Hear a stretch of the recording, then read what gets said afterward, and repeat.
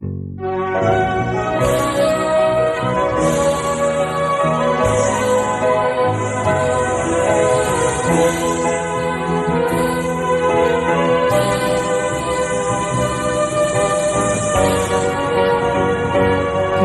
kita, nakita kita, ilang ulit ka nang bumango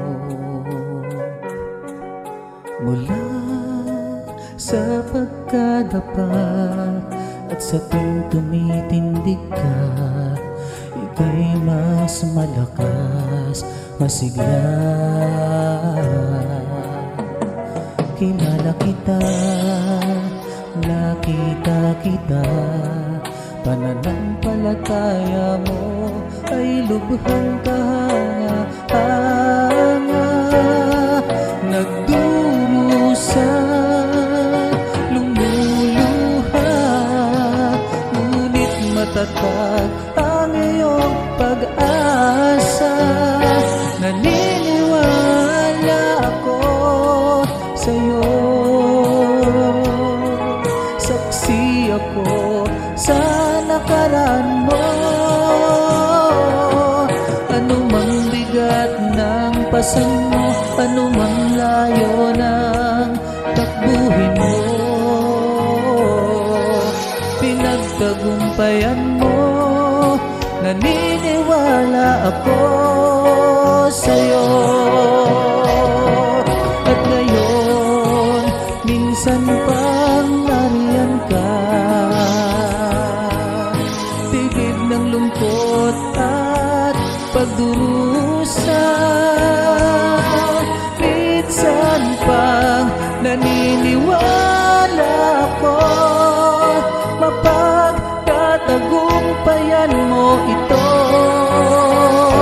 Naniniwala ako sa'yo,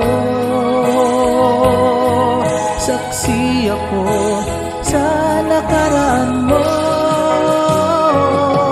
Anumang bigat ng pasan mo, anumang layo ng takbuhin mo, pinagtagumpayan mo. Naniniwala ako sa'yo, naniniwala ako sa'yo, saksi ako sa nakaraan mo. Anumang bigat ng pasan mo, anumang layo ng takbuhin mo,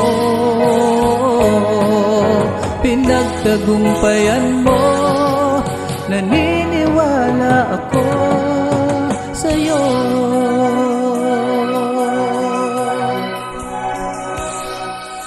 Naniniwala ako sa'yo.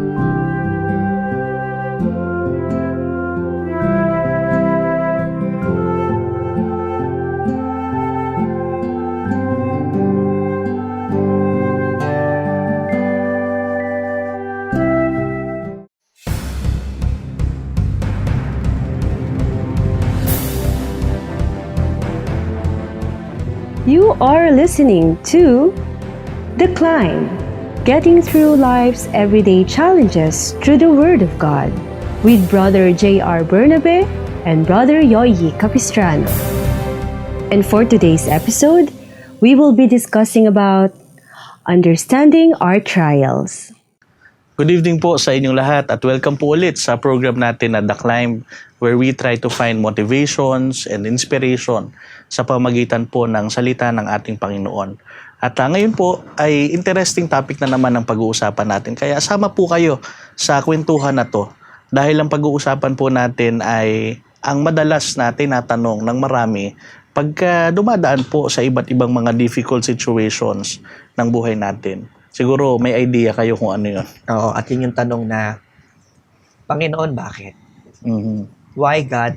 Kasi yun talaga yung pagka dumarating na yung mga pagsubok sa buhay ng tao, hindi maiwasan makapagtanong eh. Kaya lang, yung pwedeng maging tanong kapag dumaraan na sa isang mabigat na sitwasyon ng buhay, yung tanong na, Panginoon, bakit nangyayari? Minsan, yung intention, hindi lang minsan, yung intention, nasusumbatan na o nako-question na ang Panginoon doon sa bagay na kanyang ginagawa para sa sariling sitwasyon niya. Ganun ang nangyayari. May mga tao din naman kasi na sinasabi yung same question na, Lord, why? Panginoon, bakit? Pero hindi naman sa form na kini-question niya. Pero sincere siya na humahanap talaga siya ng sagot. At yun yung maganda. Kukumpara natin dun sa tanong na mahulog dun sa kino-question mo na, Panginoon, mabigat na nga yung pinagdadaanan mo, mas lalo pang mabigat yung sitwasyon mo na hindi ka makakita ng sagot dahil mali yung intention mo eh. Unlike dun sa nagtatanong ka na, Panginoon, bakit? Nahanap po yung dahilan kung bakit nangyayari yun. I do believe na mas lalong magaan na makikita ng tao o makikita natin yung sagot mula doon. I'm sure maraming nakaka-relate sa atin, lalo na yung mga dumaan talaga dun sa, sabi nga, matinding dagok ng buhay. Na may mga pagkakataon, mapapatanong ka na lang bakit? Pero yun nga yung mahalaga. Dapat makita natin na same statement, pero magkaiba ng intention kung bakit tinatanong. So yung isa, bakit Panginoon, na parang nagreklamo ka na, kune-question mo na siya, na hindi ka naman talaga makakapunta o hindi ka naman talaga makakahanap ng sagot. So, nagtatanong ka ng bakit, pero in the end, wala kang nakukuhang sagot. So, merong mas maganda na sabihin natin, Panginoon, bakit ba? Pero with all sincerity, para malaman natin, bakit mo inaalaw sa akin, Lord, na dumanas kami ng ganito, dumanas yung family ko ng ganyan, dumanas ako personally ng iba't ibang mga challenges. So, Lord, bakit? No, kasi, Magandang ano yan eh. Kasi bago siguro dun sa point na bakit inaalaw, siguro mas magandang tanongin natin bakit ba nangyayari. ano yung dahilan? Ano yung dahilan? Bakit ba nararanasan ko to? Bakit nandito ako ngayon sa ganitong sitwasyon na bigat na ako? Merong isang instance sa Bible. I'm sure marami sa mga nakikinig sa atin, familiar din sa kwentong to. Doon sa kwento ni Prophet Jonah. Kasi inutusan sa ng Panginoon na pumunta doon sa city of Nineveh Para mag-preach. Para mag-preach, para matulungan yung mga tao doon na mag-repent, na magbalik loob sa Panginoon. Pero along the way, iba yung naging kalooban ni Jonah. So instead na mag-follow siya doon sa instructions ng Panginoon, nag-disobey siya. So eventually, alam natin yung kwento, kinain siya ng balyena. So nandun siya for 3 days. So after 3 days, niluwa siya until such time na finulfill niya na talaga yung bilin ng Panginoon sa kanya. So may direksyon na sa kanya. Tama. Ang problema, yung direksyon na binigay sa kanya, hindi yun ang kanyang ginawa. So sa madaling salita, nagkaroon siya ng maling desisyon. Tama. So figuratively, yun nangyari sa kanya. Nilamon siya. Yun yung sitwasyon na kinapuntahan niya. At pwedeng sabihin natin, from time to time, may mga pagkakataon parang nilalamon na rin tayo ng mga problema, sakit sa ulo, ng kalungkutan, ng depression.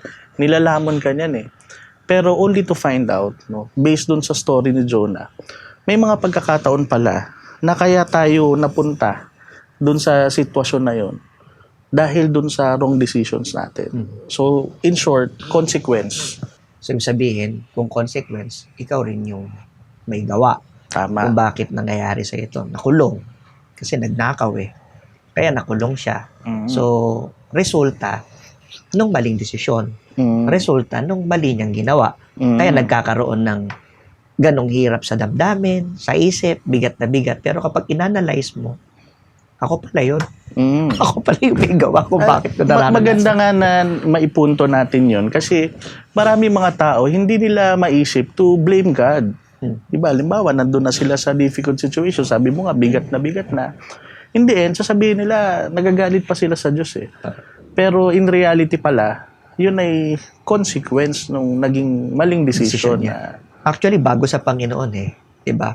Nagiging ugali din talaga ng tao eh. Yung bagay na yun. Naghahanap ka ng mabiblame. tama. Diba?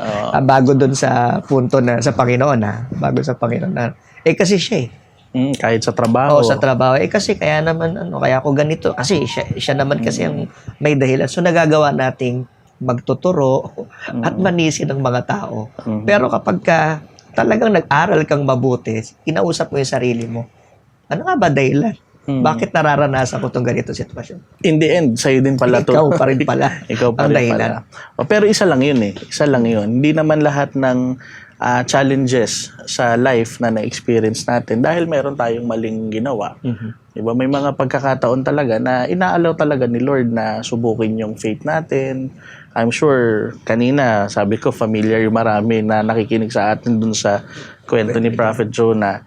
Etong isa, siguro mas familiar yung maraming mga isang prophet listeners natin. din. Isang prophet din. Si Prophet Job naman to. Di ba? Kapag tiningnan natin, ano nga ba uli yung storya niya? Yung nangyari sa kanya, ang description muna ng Bible, he is a righteous man. So, ibig sabihin, talagang pinipilit niya all his life, wala siyang ibang ginawa kundi i-obey kung ano yung gusto ng Panginoon na gawin niya, sinusunod talaga niya. So, madaling sabi, mabait na tao to. Mabait na So, tao. nagdedesisyon siya ng tama dahil malapit siya sa Panginoon. Ang isa pang Napakaganda ng relasyon niya. Yan, maganda yung relasyon niya. Kaya ang isang description pa sa kanya, bukod siya ay righteous, loyal siya eh. So, he was a loyal servant of God.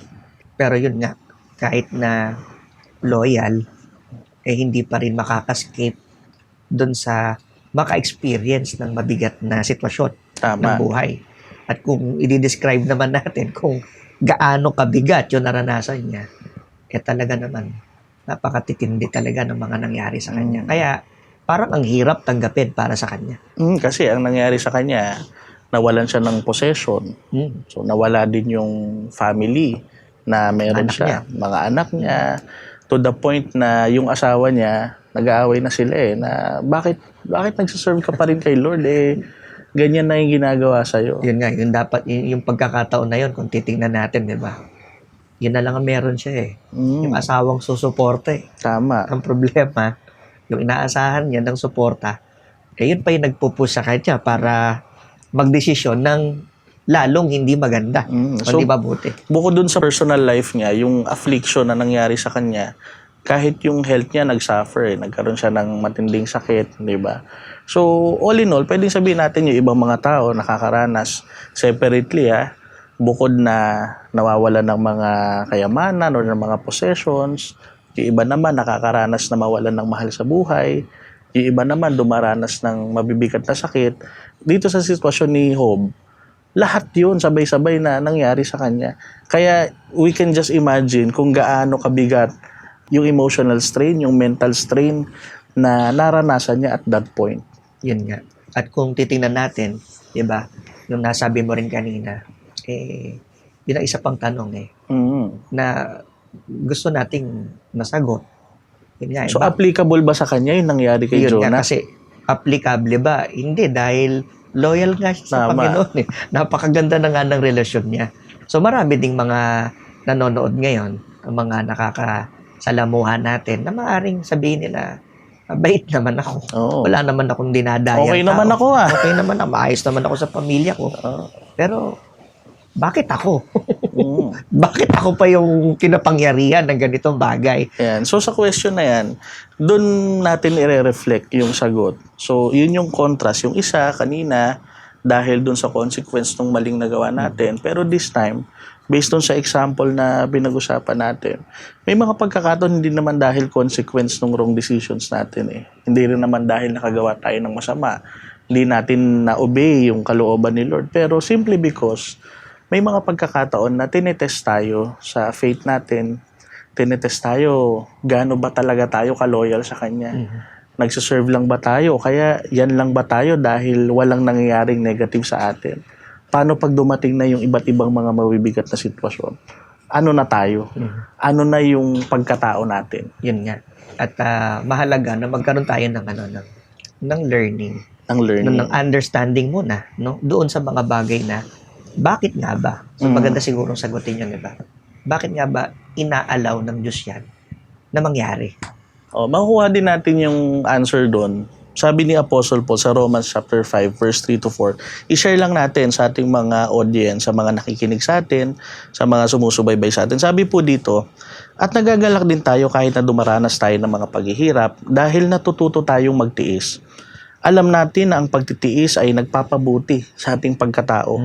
At kung mabuti ang ating pagkatao, may pag-asa tayo na makabahagi tayo sa kadakilaan ng Diyos. Napakaganda naman nun, di ba? So, gusto ko lang i-emphasize yung mga salitang ginamit ni Pablo, ni Apostol Pablo. Nagagalak tayo na dumanas ng mga paghihirap dahil natututo tayong magtiis. Doon muna tayo sa una. Ito yung automatic response kasi ng maraming mga tao, like na-mention na natin sa mga previous episodes. Ang normal response ng tao pagka sinabing mga trials, challenges, negative yan eh. Diba kasi talaga. nagkukos yan sa'yo para umiyak ka from time to Malungkot time, ka. malungkot ka, manghina ka, mapagod ka. So, all these negative emotions, minsan nagiging dahilan para sabihin natin na pagka mayroong problema, negative yan. Pero at this point, sabi ni Apostle Paul, nagagalak siya eh. So, ibig sabihin, meron siyang nakitang silver lining Doon sa pangyayari. sa mga nangyayari sa buhay niya. At yun yung gusto niyang ipakita, yung sinasabi niya sa verse na to. Yun yung dapat na makita natin, no, na nagsiserve tayo kay Lord. Na makita natin na merong silver lining doon sa lahat ng nangyayari sa atin.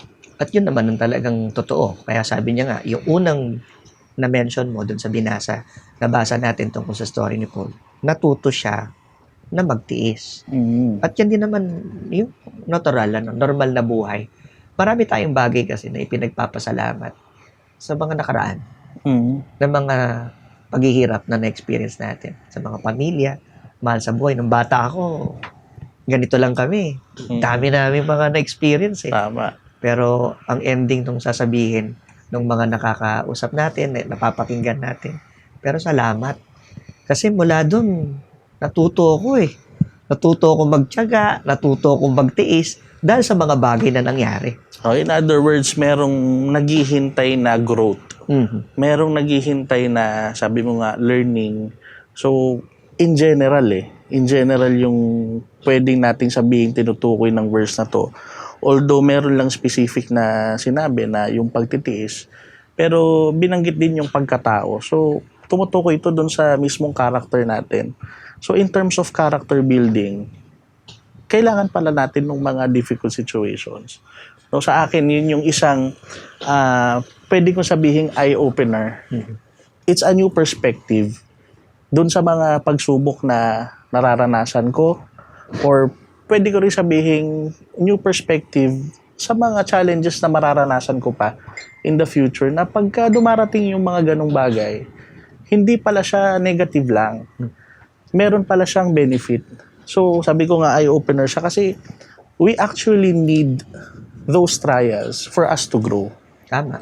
At actually, bukod pa doon, yung mga benepisyo talagang natatanggap natin. Actually, pag nandyan na sa'yo eh.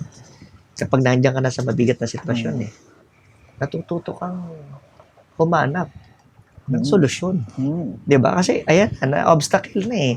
Harang ka na eh. So, natututunan mong paano ba ang gagawin ko? Ano ba yung paraan na gagawin ko para makalagpas dito? Kahit na sabihin natin katulad nga dun sa situation ni Jonah, kahit na sabihin natin yung difficulties na nararanasan natin ay dahil consequence ng maling ginawa natin, matututo pa rin tayo eh. So, ibig sabihin, dumarating sa atin yung mga challenges na yun para i-correct tayo in the future, di ba, pagka darating ulit tayo o dadaan ulit tayo dun sa same scenario, same situation, alam mo na kung ano yung mali mong nagawa noon, at least hindi mo na uulitin. Kasi natuto ka na dun sa pinagdaanan mo. Yun nga. So kung gano'n natin makikita yung benepisyo, hindi tayo matatakot na harapin o di naman kaya dumating sa panahon na magreklamo tayo. Hindi Kasi tayo mapupuno ng galit kay Lord pagka dumaras tayo ng mga ganyang bagay. Kahit na hindi natin sinasabi ito na parang madali. No? Kasi Yan nga. may mga sitwasyon talaga na mahirap talaga tanggapin eh. Mahirap tanggapin.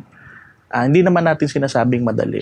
Pero ito yung isang kailangang makita natin na kung inaalaw sa atin ng Panginoon na mangyari yan, maliwanag yung nakasulat sa Bible at hindi naman magsisinungaling sa atin yung Word of God. Sinasabi sa atin, kung meron kang pinagdaraanan, gaano man kagaan yan o gaano man kabigat yan, gaano ka man pinahihirapan yan, kailangan makita mo na merong purpose behind nung mga pangyayari na yan. At maliwanag yung purpose. Tayo din naman talaga makikinabang.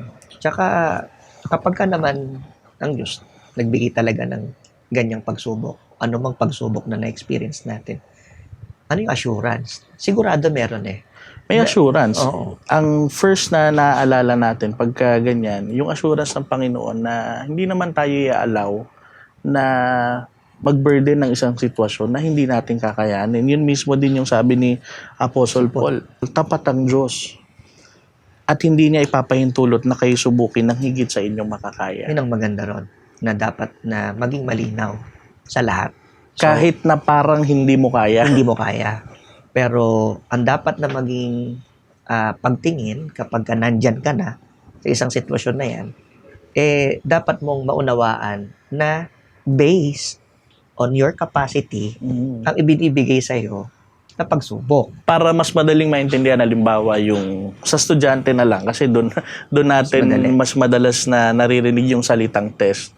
So halimbawa kung ikaw ay elementary student, hindi ka naman bibigyan ng test ng teacher mo na pang college. Pang high school o pang college. Baka hindi mo talaga kayanin. Pero kung ikaw naman ay college student, hindi ka bibigyan ng test na pang elementary kasi wala ka namang matututunan. So, yun yung assurance ng Bible sa atin. Yun yung assurance ng Word of God sa atin. Na pag meron tayong nararanasan, that's based on our capacity. Yung sitwasyon na pwedeng mahirapan tayo, pero in the end, meron din tayo matututunan. Merong benefit na mapapa sa atin after that experience.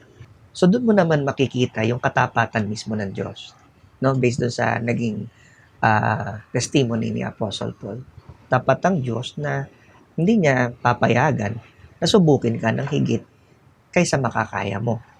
Diba? Tsaka napakatiyak nun, napakasigurado nun na lahat ng pagsubok, lahat ng challenges na mararanasan natin, makakaya natin eh. Kasi doon mismo pagka tinuloy natin yung same verse, no? Pagka tinuloy natin yung same verse, nakasulat doon, sa halip pagdating ng pagsubok, bibigyan niya kayo ng lakas upang mapagtagumpayan iyon. So, yung assurance, nakakayanin natin lahat nung na-experience natin, hindi dahil magaling tayo hindi dahil malakas tayo, pero we can expect na merong intervention ng Panginoon at tutulungan niya tayo dun sa sitwasyon na kinalalagyan natin. Ibig sabihin, hindi pa dumarating sa atin yung pagsubok. Pinakita na, no? Kung ano yung pwedeng mangyari kapag ka na-experience mo na yung mabigat na sitwasyon. Tama. Along the way, nandun talaga yung pagtulong niya eh. At hindi lang yung pagtulong dun sa kasalukuyan.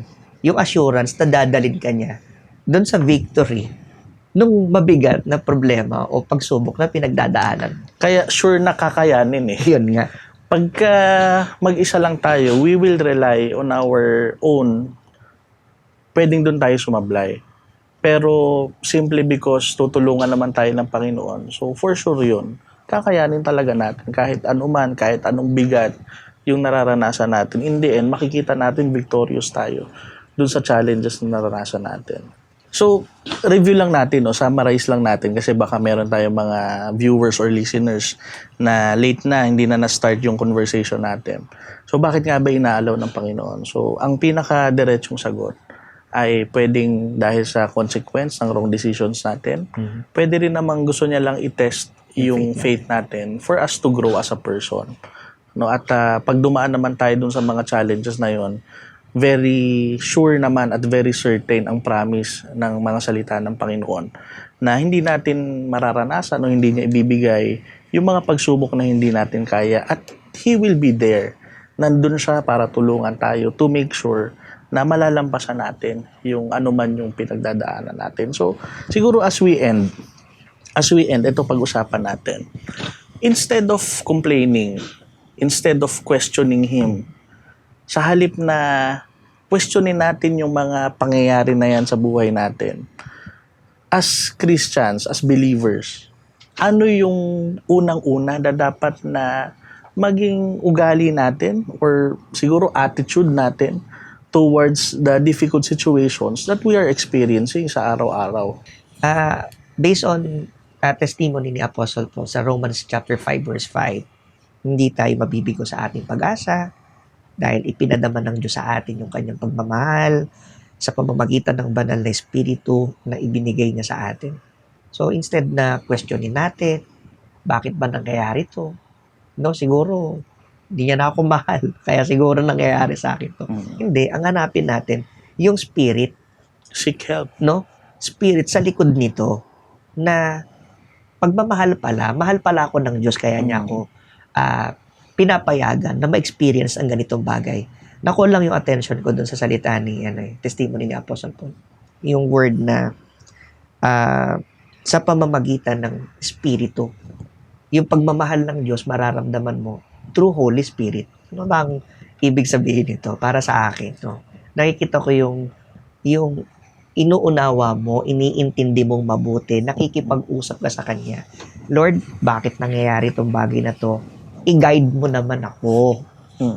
Ituro mo sa akin. Ano sagot? Bakit mo pinapayagang mangyari sa akin to?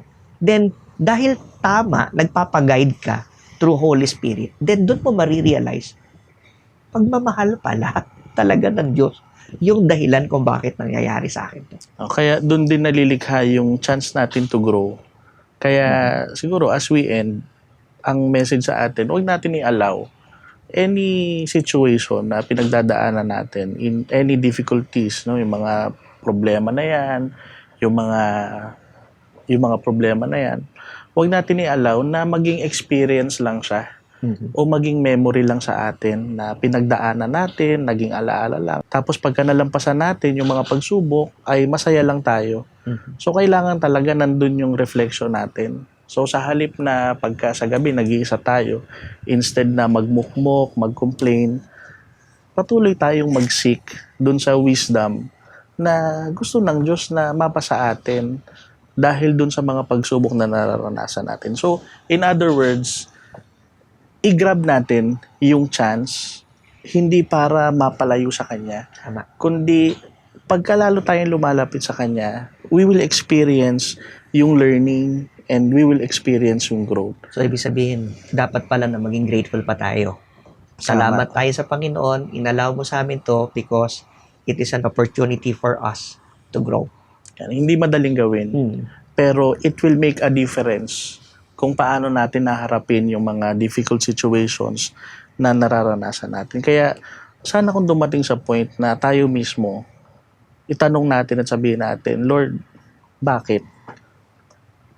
Sana ang intention natin hindi para questionin siya, kundi in all honesty, in all sincerity, tanungin natin yung kasi gusto nating matuto. Gusto nating makita yung wisdom sa likod ng iba't ibang mga difficult situations na nararanasan natin. So, kung growth ang resulta ng mga pagsubok, talagang dapat na ipagpasalamat natin sa Panginoon yung pagpapahintulot niya na maranasan natin ang lahat ng ito. Samahan niyo po kami sa isang short prayer. Panginoon namin Diyos, Lord, salamat po sa opportunity na mapag-aralan po namin ang mahalagang instruction mo na kung kami ay dumaan sa mga mabibigat na pagsubok, lagi naming tanungin, alamin ang direksyon na gusto mo na aming maintindihan. Sa ganito, maging thankful kami palagi sa mga bagay na pinapayagan mo na mangyari sa aming buhay. Panginoon, tulungan mo kami na huwag kaming matakot na harapin ang anumang mga situations in life, mga challenges na kinakaharap namin ngayon dahil ibinigay mo ang pagkakataon na yan, ang mga pagkakataong kami ay lalong mag-grow sa pagmamahal sa iyo, sa pagkakilala namin sa iyo. Ang lahat ng ito, namin pong ipinapanalangin sa pangalan mong Jesus. Ikaw po ang nag-iisa naming tagapagligtas. Amen. Amen. We hope na sama-sama po tayong na-bless ng simpleng pintuhan natin ito. Let us continue to be inspired by the Word of God. Dito lang po sa The Climb. Aakyat ka ba o aakyat ka pa? Thank you for being part of our discussion. To know more about us, you may follow our social media pages. On Facebook, search for MHC Media Facebook page. On YouTube, search for the Most Holy Church YouTube channel. Let us continue to be inspired by the Word of God every Sunday, 7 o'clock up to 7:30 in the evening, only here in The Climb.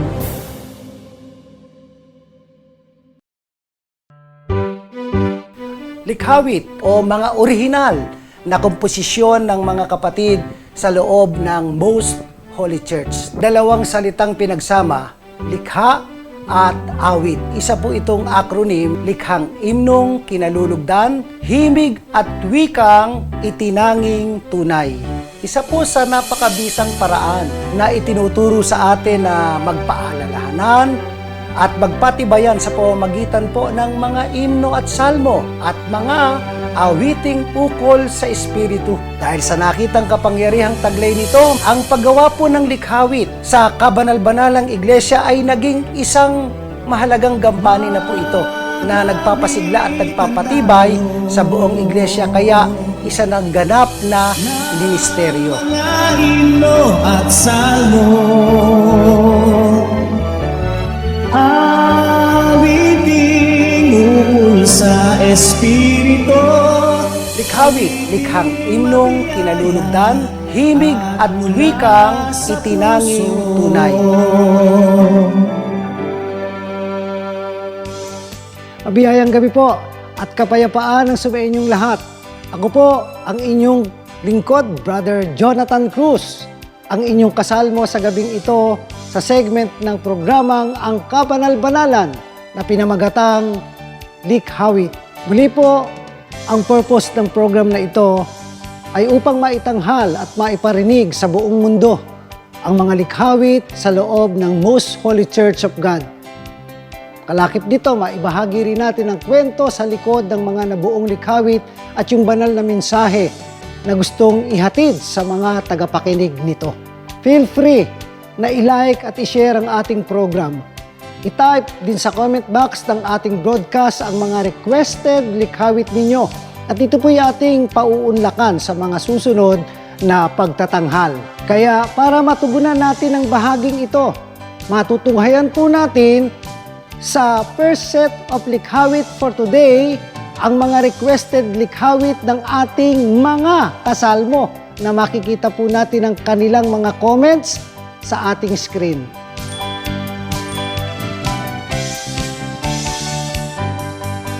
Pakinggan po natin ang likhawit request ng ating mga kasalmo.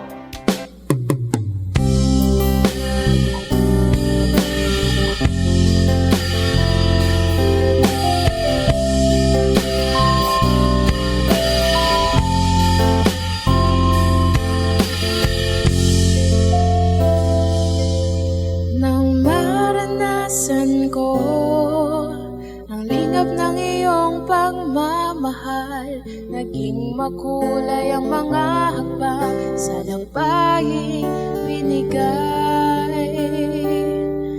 Taglay kong kahinaan, pinatibay ng iyong pagmamahal,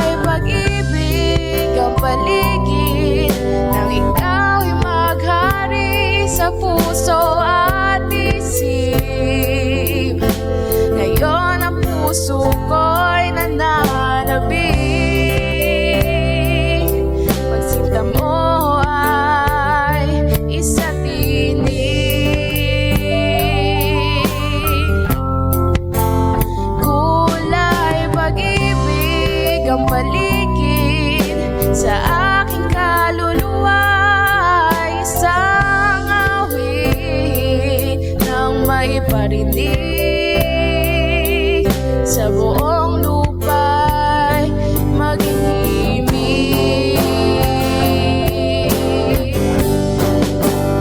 Kulay pag-ibig ang paligid nang ikaw ay maghari sa puso at isip. Ngayon ang puso ko'y nananabik. Pagsita mo ay isa't tinig.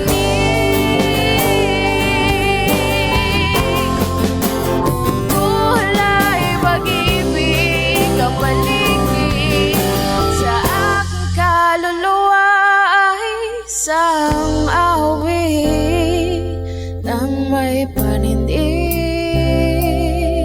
sa buong lupa'y maging himig.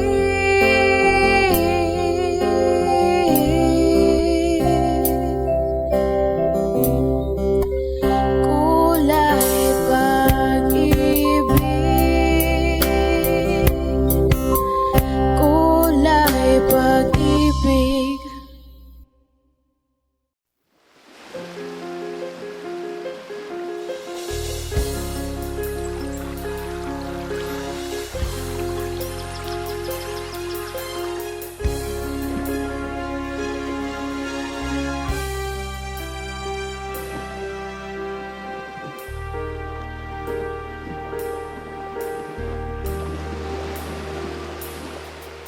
Ang iyong mga sakripisyo, mga pagtitiis. Ako ang dahilan, ako ang iyong pinagkukulan. Ang iyong mga sakripisyo, mga pagtitiis. Ako ang dahilan, ako ang iyong pinagbukulan.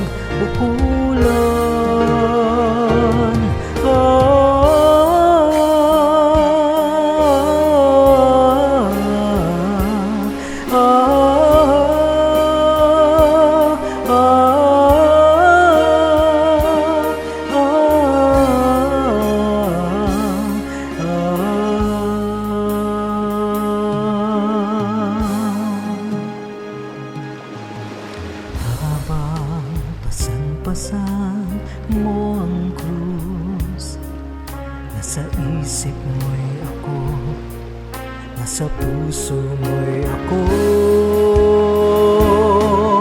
Gaya ng ako ang iyong pinapasan, lubos mong iningatan, mahigpit mong hinawakan, hindi mo binitawan, itinaguyod hanggang kamatayan.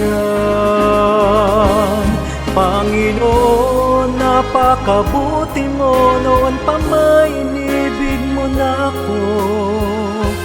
Mula pa sa ugat ng aking lahi, daigdig may maglaho, pag-ibig mo'y mananatili. Dakila ka aking hari, pasasalamatan kita, paglilingkuran ng ubos kaya. Pupurihin ka ng awit ng kaluluwa, hindi kita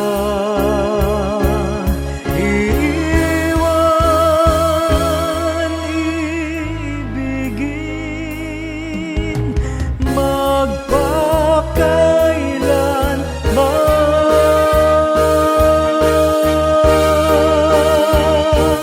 Panginoon, napakabuti mo, noon pa may inibig mo na ako.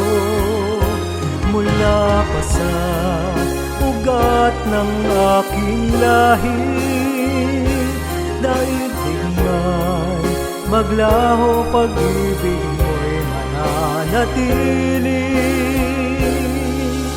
Dakila dakila ka aking hari. Panginoon, napakabuti mo, noon pa may inibig mo na ako. Mula pa sa ugat ng aking lahi, daigdig may maglaho, pag-ibig mo'y mananatili. Dakila ka, aking hari.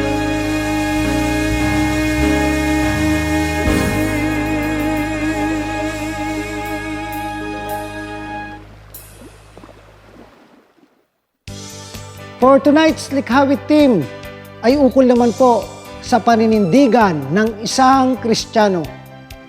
At this time mga kasalmo, ang atin pong matutunghayan ay ang mga winning entries ng isinagawang Likhawit Music Video Festival noong January 13, 2024. Let's start sa una po nating likhawit. Ang naglakapat po ng lyrics ay isang resident pastor na nakabase sa USA, si Brother Ronnie Manarang. At ito naman po ay nilapatan ng hibig ng isang konsagradong mga awit, miyembro ng Agape Choir, Brother Rodel Garabiles. Ang musical arranger ng nasabing awit ay isa ding konsagradong mga awit, miyembro ng Agape Choir, Brother Gamaliel Napomuceno.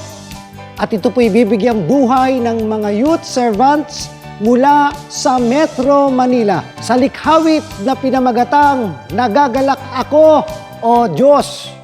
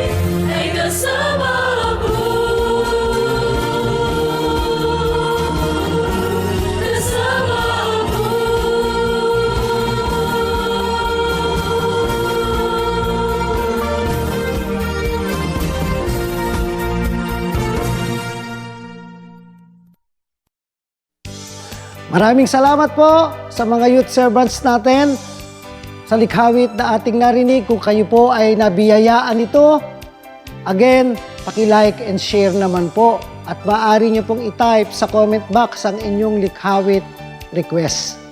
At para po sa ating second song o second likhawit, ang ating pong matutunghayan, ang naglapat po ng letra ay si Brother Rodel Garabiles. Ito naman po ay nilapatan ng himig ng isang konsagradong mga awit, miyembro ng Agape Choir, Sister Neptali Santos Cruz. At ang nag-areglo ng nasabing awit, muli, tanggapin natin si Brother Gamaliel Nepomuceno.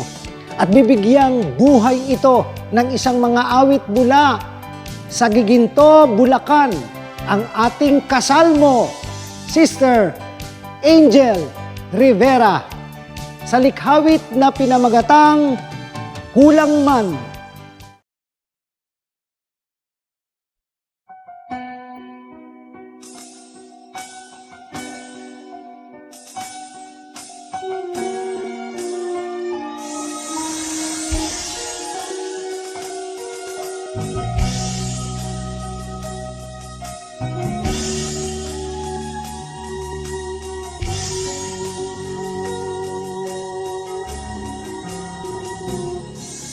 Ayokong ito'y sabihin lang. Ibig ko'y isa katuparan ang nasa puso't kalooban. Kanya ng pag-ibig na nais ialay.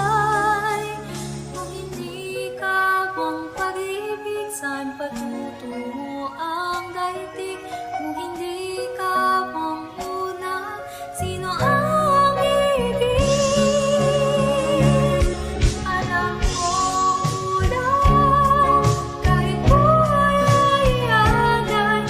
Alam ko kulang, kahit buhay ay ialay. Walang gawang sapat, di makapagay. Kulang man, sa bahay mo'y mananahan, magpakailan kailanman.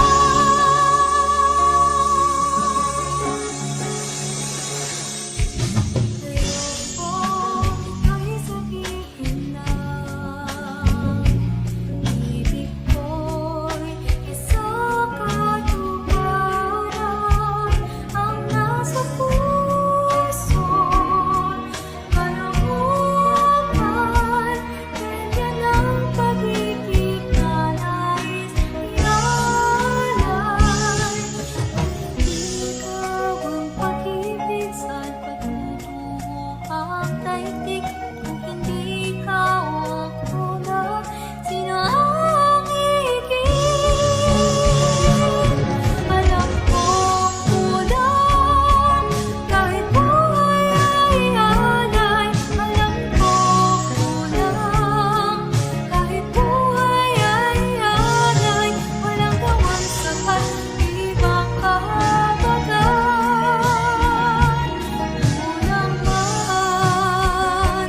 Kulang man, sa bahay ko'y mananahan, magpakailan kailanman.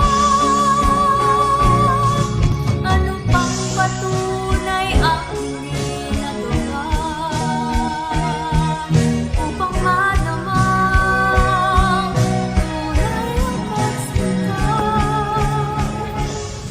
Oh, doktora, may medical mission po ba kayo ngayon ulit dito? Wait lang kasi nung plato sa sapatos ito, tsaka hindi ko nakakayanin lumakbaw. Alam mo, doktora, kasi minsan tayo nagsusuot tayo ng inaakala nating, ito mas maganda, mas babagay sa akin. Pero ang totoo, hindi naman pala kasi hindi fit para sa mga paa natin, kaya sumasakit. Tingnan mo tong suot ko, ito, maginhawa kong naisusuot, mas marami kong nagagawa, at hindi sumasakit yung mga paa ko. Baka naman ikaw, doktora, kinakailangan mo lang hanapin kung ano yung mas mas magiging komportable ka, mas masisiyahan ka at masasapatan ka kapag suot mo na. Kaya, sige na Dok, magpatuloy ka na sa iyong paghakbang at para makarating ka na sa dulo ng iyong paglilingkod.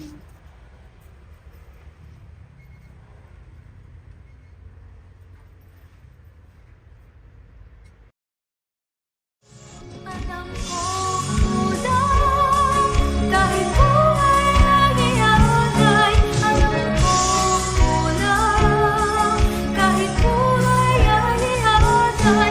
Walang gawang sapat, limang kahabagan.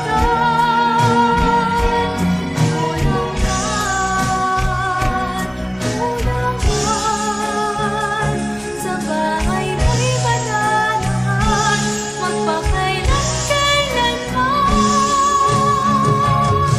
Alam ko kulang, kahit buhay ay ialay. Alam ko kulang, kahit buhay ay ialay. Walang gawang sapat, limang kahabagan. Kulang man, sa bagay mo'y mananahan. Magpakailan kailanman. Kulang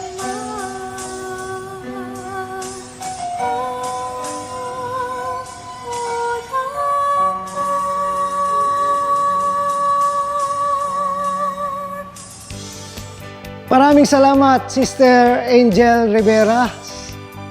Kung kayo po ay nabiyayaan, minsan pa, paki-like and share naman po at maaari ninyong i-type yung inyong comment sa comment box ang inyong mga likhawit request.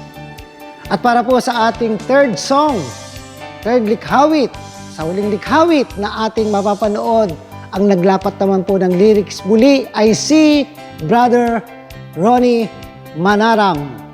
Ito naman po yung nilapatan ng himig ni Sister Maria Fe Baliwagan.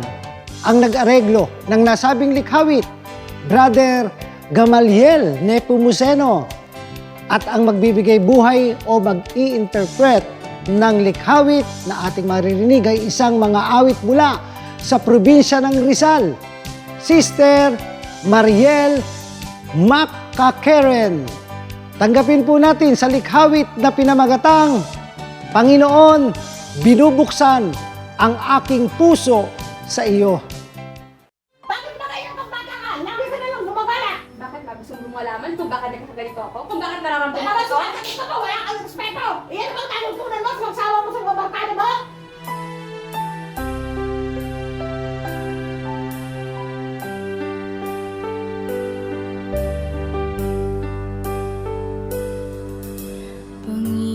Panginoon, ako'y nananampalataya na ako ay mahal mo. Narito ako ngayon, lumalapit bilang anak mo. Tinatanggap kita sa aking buhay na wala alinlangan. Patawarin mo ako sa lahat ng aking kakulangan at kasalanan. Panginoon, binubuksan ang aking puso sa iyo. Amen. Manahanawa sa akin ang iyong Espiritu. Turuan nawa ako na gaya ng pag-ibig sa iyo. Ako'y nangangako ng ganap na pagbabago.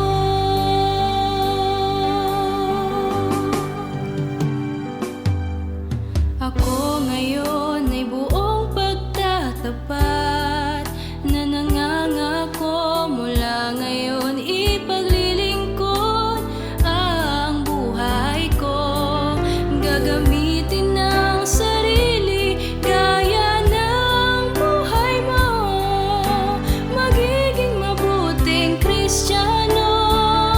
saan man ako dumako.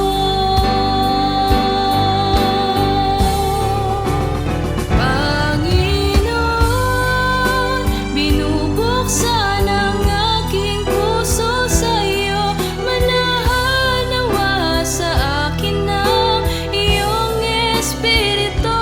Turuan nawa ako na gaya ng pag-ibig sa iyo. Ako'y nangangako ng ganap na pagbabago.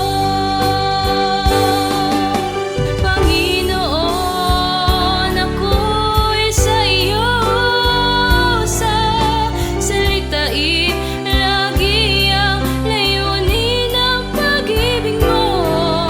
Pagkakataon na binigay mo upang ako ay mabago. Sa lahat ng pagkakataon ay aking ituturo. Panginoon, nananampalataya po ako na tutulungan niyo akong magbago at maging banal sa harapan mo. Kaya Panginoon, binubuksan ko po ang aking puso sa iyo. Panginoon, binubuksan ang aking puso sa iyo. Manahan nawa sa akin ng iyong Espiritu. Turuan nawa ako na gaya ng pag-ibig sa iyo. Ako'y nangangako ng ganap na pagbabago. Ako'y nangangako ng ganap na pagbabago.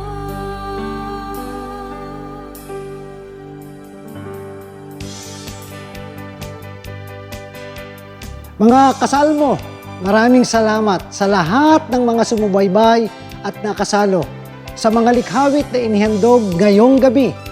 Glory to God! At sana po ay nabiyayaan tayo ng mga likhawit na ito sa ating mga puso. Mapapakinggan po natin ang mga likhawit sa ating YouTube channel na The Most Holy Church at sa MHC Media Facebook page.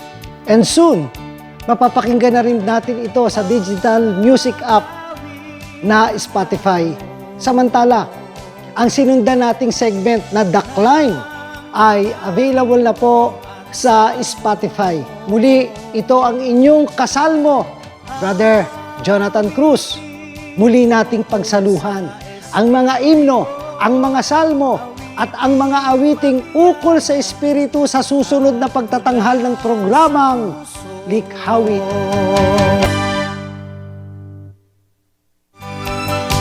Maraming salamat po sa inyong pagtangkilik sa palatuntunang ito ng Kabanal-Banalang Iglesia ng Diyos kay Kristo Jesus.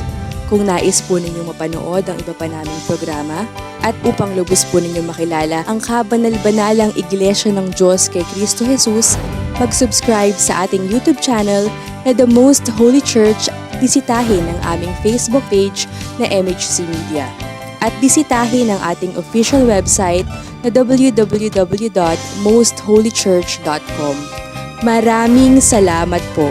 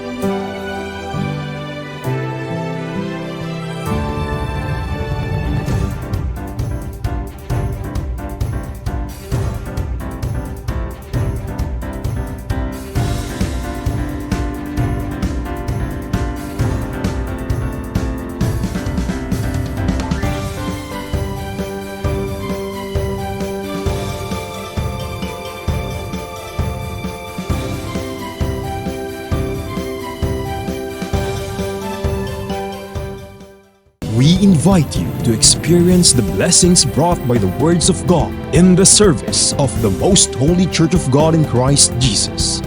We offer you the following programs. The Climb, every Sunday from 7 to 7:30 in the evening, followed by the program Likhawit from 7:30 to 8 in the evening. Ang Kabanal-Banalan Teleradyo, every Monday, Wednesday, and Thursday from 7 to 7:30 in the evening. Full Life, every Tuesday and Friday from 7 to 7:30 in the evening. Ang Sagot ng Biblia, every Saturday from 7 to 8 in the evening. Starting on April 7, 2024, this can be watched and listened on our YouTube channel, The Most Holy Church, on the Facebook page, MHC Media, and on the radio at 95.1 Kiss FM, Calabarzon.